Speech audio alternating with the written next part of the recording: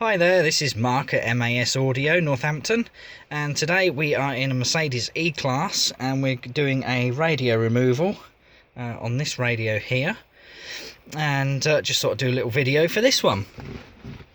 Now, first of all, you're going to want to put on the foot brake with an automatic, so put the handbrake or foot brake pedal down, so that's on. You're going to want to turn on the ignition. So get the whole ignition fired up, foot on the brake, and then move the gear stick back to about neutral, and leave that there, and then switch off your ignition again. You won't be able to remove the key with it in gear, but we need that like that so we can actually have room to remove some of these panels. It's not too bad, this one, it's quite easy, but there's a couple of important points. Now the first thing, we need to move the gear surround out of the way, which needs pulling up out of its clips, but you must do it from the front end, not the back, because if you do it from the back you'll snap the two retaining clips on the back of it.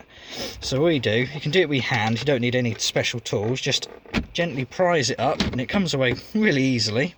And then you slide it forwards and up, and you can see there's the two retaining tabs here and here, which is why you always must lift it from the front and not the back, because those two tabs will snap.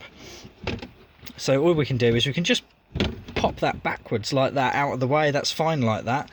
Next thing is this pocket, which you can just lift up and out and just move it to one side. There is a connector on the back there. You don't really need to unplug it, it's quite a long cable, you can just balance it there out of the way, that's fine.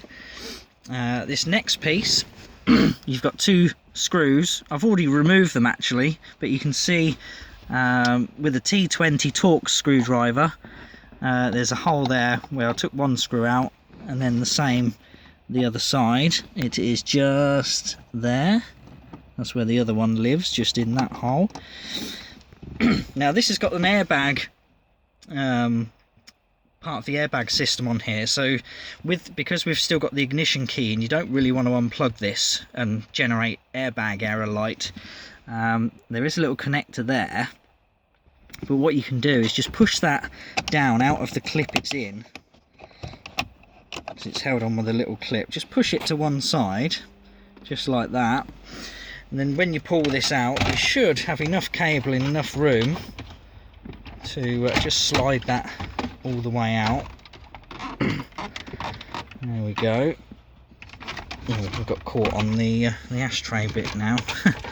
Actually, what I might do is just unplug the ashtray unit from there. Just need two hands. Hang on a second. Right, okay, I didn't actually need to unplug that lead, it was just caught up on one of the little guide wheels on the bottom of this, these little white bits here. So I've managed to just untangle that from itself. You can just pull this out enough and sit it on the seat there, just balance it there. And then as you can see, we've got a hole here now behind the radio, so we just need to get the radio out. Now what you'll find on these is there's two little Torx T20 screws. There's one just this side and one over this side, just here. Just see, just there.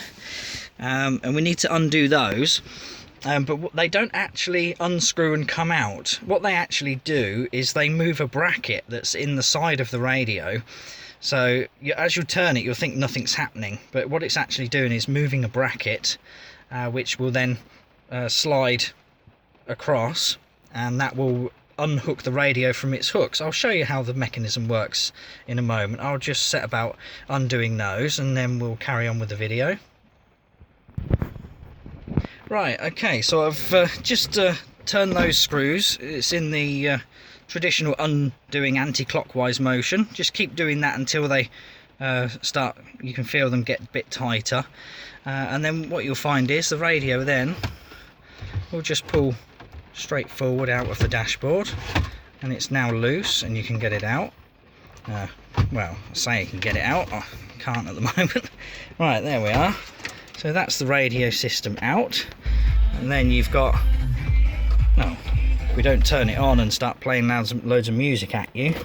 You can see there's just a fibre optic connector and a power connector, and then the GPS connector by the looks of that one, and that's all there is behind here. There's no actual speaker connections or fibre optic, or well, there's a fibre optic there for the amp, but there's no speaker connections or anything like that on this one. As you can see from the label, this is the Harman Becker unit. So if you're planning on replacing your head unit, or fitting even a hands-free kit, it is quite tricky with this one. So let me just explain as well this bracketry. You can see the two hooks on the radio there, and those screws you're turning, as you can see there's the screw, and what it does, it moves that metal piece in there, just slides that up and down.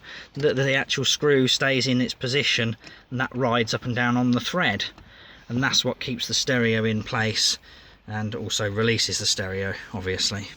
But there you go, that's it. That's how to remove radio from a Mercedes E Class. And if you want to unplug these plugs, you just press the little clips in to release them. That's the one, and then that one, just push on that clip. Where is it? That one at the top there. That releases that one, and that is the unit out of the car. This one sounds a bit rattly. I think there's something loose inside it. I think someone's put money in it. Not very good, but we'll see if we can get those coins out and go from there. Okay, thank you. Bye.